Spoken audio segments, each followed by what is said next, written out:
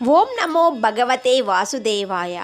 ద్వాదశ రాశులలో మూడవ రాశి అయిన మిథున రాశి వారి అసలు నైజం ఇదే.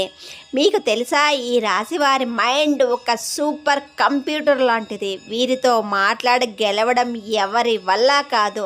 అసలు వీరి మనస్తత్వం ఏంటి, ఈ పరాభవనామ సంవత్సరంలో వీరి భవిష్యత్తు ఎలా ఉండబోతుంది, ఈ 2 నిమిషాల్లో క్లియర్గా తెలుసుకుందాం. చివరి దాకా చూడండి, ఒక లైక్ చేయండి, సబ్స్క్రైబ్ చేసుకోవడం మర్చిపోకండి. మొదటిగా ఈ రాశిలో ఏ నక్షత్రాల వారు వస్తారో చూద్దాం.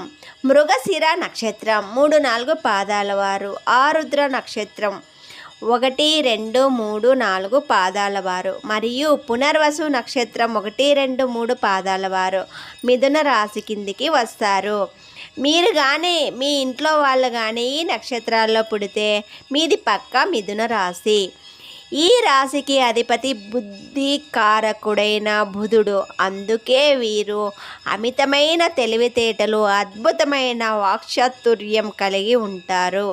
వీరిలో ఉన్న అతిపెద్ద ప్లస్ పాయింట్ మల్టీ టాస్కింగ్.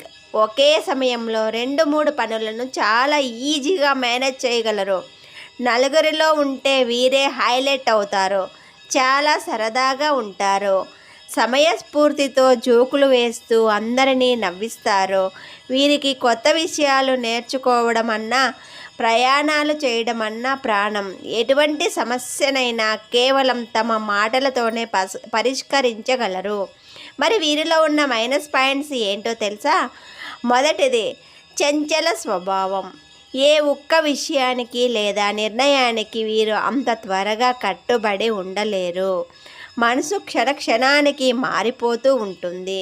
రెండవది ఓవర్ థింకింగ్. చిన్న విషయానికి కూడా ఎక్కువగా ఆలోచించి లేనిపోని టెన్షన్లు పెట్టుకుంటారు. కొన్నిసార్లు వీరి మాటల వేగం వల్ల ఎదుటివారు తప్పుగా అర్థం చేసుకునే అవకాశం ఉంది. ఇక ప్రస్తుత పరాభవనామ సంవత్సరంలో మిథున రాశి వారి భవిష్యత్తు విషయానికి వస్తే, లాభస్థానంలో గురుడి సంచారం వల్ల వీరికి అద్భుతమైన యాగం పట్టబోతుంది. నిరుద్యోగులకు మంచి ఉద్యోగ అవకాశాలు వస్తాయి. వ్యాపారంలో ఊహించని లాభాలు, సమాజంలో మంచి గౌరవ మర్యాదలు దక్కుతాయి. పాత బాకీలు వసూలు అవుతాయి. అయితే శని ప్రభావం వల్ల ఆరోగ్య విషయాల్లో మరియు ఖర్చుల విషయాల్లో కాస్త అప్రమత్తంగా ఉంటే ఈ ఏడాదిలో మీకు తిరిగే ఉండదు. మరి మీలో మిథున రాశి వారు ఉన్నారా?